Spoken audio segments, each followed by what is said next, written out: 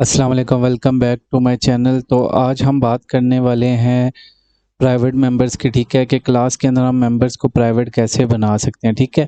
तो अब बेसिकली देखें, अब यहाँ पे हमने जब अपने इंस्टेंट वेरिएबल्स के नाम डिस्क्राइब किए ना, तो हमने इस तरीके से लिखा, ठीक है, और इस तरीके से हमने उसको अपने कंस्ट्रक्टर के अंदर कॉल कर लिया और यहाँ पे हमने प्रिंट कर लिया।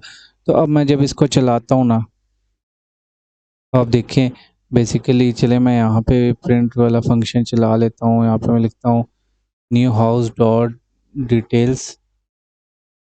तो अब अगर मैं रन करता हूँ तो देखिए इसने यहाँ पे मुझे प्रिंट करके दे दिए ये सारे जो मैंने यहाँ पे लिखे थे, ठीक है। Number of rooms 10, number of board. अब मैं चाहता हूँ कि इसको मैं प्राइवेट कर दूँ, ठीक है, इन वेरिएबल्स को मैं प्राइवेट कर दूँ। तो उनका प्राइवेट करने का तरीका बहुत ही आसान है। हम क्या करते हैं, हम नाम से पहले अंडरस्कोर लगा देते हैं, ठीक है। तो ये वेरिएबल जो होते हैं प्राइवेट हो जाते हैं। लेकिन देखिए जैसे ही हमने नाम से पहले अंडरस्कोर लगाया तो बेसिकली इसका नाम भी चेंज हो गया। तो अब जहाँ-जहाँ हमने ये डिफ़ाइन किए होंगे ना, तो वहाँ पर भी हमें इनका नाम चेंज कर कर अंडरस्कोर ही लगाना पड़ेगा, ठीक है। तो तब जाकर ये प्राइवेट बनेंगे, ठीक है। तो अब यहाँ पर हम इनको कर देते हैं प्राइवेट, ठीक है। तो अब देखिए, अब वापस अगर मैं अपने मेन फंक्शन में आता हूँ, अगर मैं यहाँ पे लिखता हूँ नी हाउस डॉट, मैं तो अभी भी इसको एक्सेस कर सकता हूँ। तो प्राइवेट का मकसद क्या हुआ?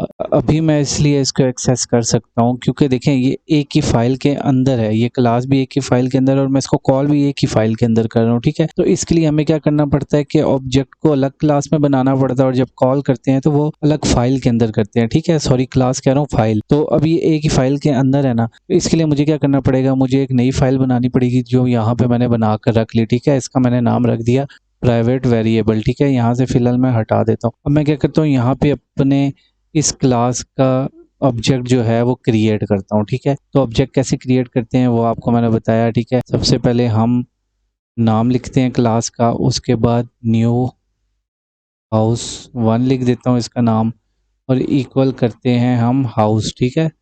अब जैसे मैंने इक्वल किया, अब इसने मेरे से पूछ लिए पैरामीटर्स, ठीक है। मैं कह देता हूँ नंबर ऑफ़ हाउस 10 है और ये 20 है और टाइप जो है वो हो जाएगी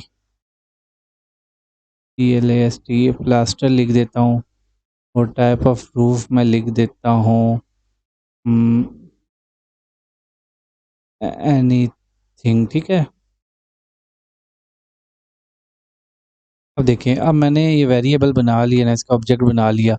तो अब मैं न्यू हाउस डॉट वन करता हूँ तो देखें मैं किसी भी प्राइवेट वेरिएबल को एक्सेस नहीं कर सकता, ठीक है। क्यों नहीं कर सकता? क्योंकि अब वो प्राइवेट हो चुके हैं, इसलिए नहीं कर सकता। लेकिन अगर आप देखें तो मैं एक और काम कर सकता हूँ, मैं न्यू हाउस डॉट डिटेल्स जो है इसको तो प्रिंट कर सकता हूँ। तो जब मैं इसको प्रिंट करूँगा तो देखें ये न्यू हाउस की डिटेल जो है यहाँ पे प्रिंट होगी। वो क्यों होगी? क्योंकि देखें ये जो प्रिंट का फंक्शन है ये तो प्राइवेट नहीं है, ये तो पब्लिक है। तो मैं चाहूँ तो मैं इसको भी प्राइवेट कर सकता हूँ, ठीक है। तो अगर मैंने इसको प्राइवेट कर दिया तो देखें यहाँ पे मुझे एरर आ गया। अब मैं इसको भी एक्सेस नहीं कर सकता, यानी कि मैं उसकी कोई भी डिटेल एक्सेस नहीं कर सकता, ठीक है।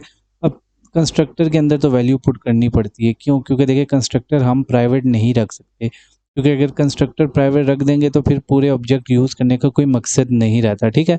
तो इसलिए कंस्ट्रक्टर तो पब्लिक ही रहता है, लेकिन हम उसके बाकी जो इसके अंदर फंक्शंस हैं उनको प्राइवेट कर सकते हैं। तो जैसे मैंने इसको प्राइवेट कर दिया तो अब मैं इसको एक्सेस ही नहीं कर सकता, ठीक है। तो अब क्वेश्चन ये आता है कि हम इसको एक्सेस करेंगे कैसे अब दूसरी क्लास के अंदर? तो उसके लिए हमें चाहिए होता है गेटर, ठीक है। तो गेटर कैसे हम इसका क्रिएट करेंगे? तो सबसे पहले तो देखें जिस टाइप का डाटा है ना, ये फ़र्ज़ करें मैं इस वेरिएबल को ना, मेंबर को मैं एक्सेस करना चाहता हूँ। इसकी टाइप क्या है? इंट है, ठीक है। तो हमें इंट टाइप का गेटर बनाएँगे हम। इंट आगे लिखेंगे गेट और उसके बाद लिखेंगे नम ऑफ रूम, ठीक है। नम ऑफ रूम लिखने के बाद मैं कहता हूँ कि ये रिटर्न करता है प्राइवेट नंबर ऑफ रूम्स को, ठीक है। तो ऐसे करके मैंने अब बना दिया। मैंने क्या किया, मैंने एक नया गेटर बनाया और उसके अंदर ये प्राइवेट वेरिएबल डाल दिया। क्यों? क्योंकि देखें इस फाइल के अंदर तो मैं प्राइवेट को एक्सेस कर सकता हूँ ना, तो इसको मैंने यहाँ पे डाल दिया और इसको इसकी वैल्यू असाइन कर दी, ठीक है। तो अब क्या होगा, जब मैं इसको कॉल करूँगा तो मैं नंबर ऑफ़ रूम्स को कॉल कर सकता हूँ। यहाँ पे मैं करता हूँ प्रिंट, यहाँ पे मैं करता हूँ न्यू हाउस डॉट, देखिए नंबर ऑफ़ रूम्स आ गया। ये नंबर ऑफ़ रूम्स अगर मैं प्रिंट करके देखता हूँ, तो ये देखिए 10 आ गया। क्यों? क्योंकि यहाँ पे 10 था। तो क्या हुआ कि अब मैं इस नंबर ऑफ़ रूम को एक्सेस करूँ, इसको नहीं कर रहा, ये प्राइवेट ही है, ठीक है? तो इसको मैं नहीं कर सकता, लेकिन मैं इस वाले को कर रहा हूँ। तो लेकिन अब देखें, अब इश्यू ये है कि मैं इसको कर तो सकता हूँ एक्सेस, लेकिन मैं इसकी वैल्यू अपडेट नहीं कर सकता। अगर मैं चाहूँ इसकी वैल्यू अपडेट करना तो वो नहीं कर सकता है, मुझे एरर दे देगा। क्यों? कहेगा there is not a setter, ठीक है। तो वैल्यू सेट करने के लिए हमें एक कोर फंक्शन चाहिए होता है जिसको हम कहते हैं सेटर, ठीक है। तो उसके लिए सबसे हम पहले लिखेंगे सेट, ठीक है। सेट लिखने के बाद हम क्या करेंगे, हम ये जो नाम है ना, नाम सेम ही लिखेंगे कि हम इसका सेटर बना रहे हैं, ठीक है। तो इसको लिखेंगे नंबर ऑफ रूम, ठीक है। उसके बाद हम ब्रैकेट्स लगाएंगे और इसके अंदर डाटा टाइप लिखेंगे जो हम सेट करना चाहते हैं। तो देखें इसका डाटा टाइप क्या है, इसका डाटा टाइप इंट है क्योंकि ये नंबर्स हैं और यहाँ पे गेटर का भी डाटा टाइप इंट था, तो इसलिए यहाँ पे मैं लिखूँगा इंट और यहाँ पे मैं लिख दूँगा number of N of room, ठीक है।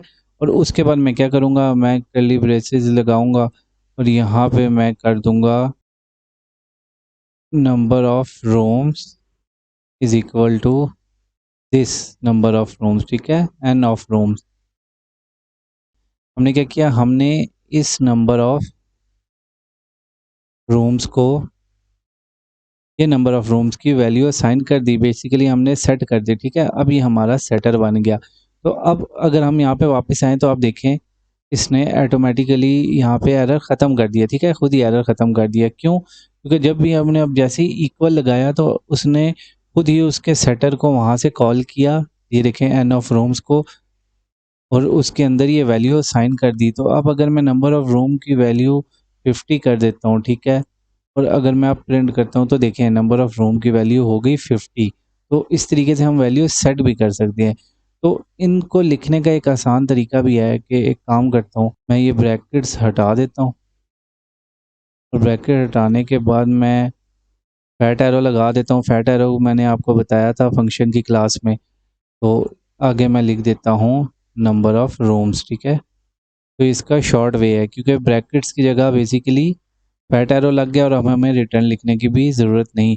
सेम मैं इसके साथ भी कर लेता हूँ, यहाँ से ये कट करता हूँ और यहाँ पे मैं फैट एरो लगाता हूँ और यहाँ पे ये लिख देता हूँ, ठीक है। तो ये शॉर्ट वे है लिखने की। तो हम एक काम करते हैं, हम अपने बाकी जितने भी वेरिएबल्स हैं उनका भी बना लेते हैं। मैं कहता हूँ इंट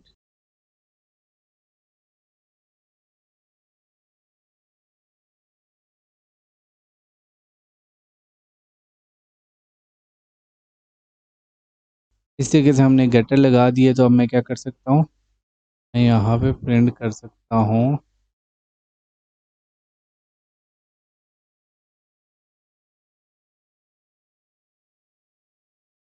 प्रिंट करता हूँ तो देखें ये सब प्रिंट हो गया यहाँ पे, ठीक है। लेकिन अभी मैं इसकी वैल्यू असाइन नहीं कर सकता, ठीक है। अगर मैं इसको 44 करता हूँ नहीं कर सकता क्योंकि अभी मैंने इनके सेटर नहीं बनाए, ठीक है।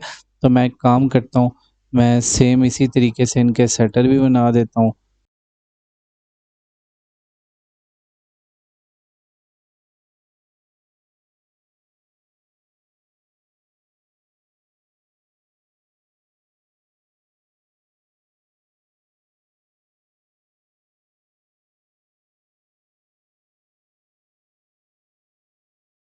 तो अब अगर मैं वापस जाऊँ और यहाँ पर देखूँ तो ये एरर ख़त्म हो गया। अगर मैं इसको रूफ को भी कर दूँ तो इसको कह देता हूँ new type type of roof और इसको मैं न्यू वैल्यू दे देता हूँ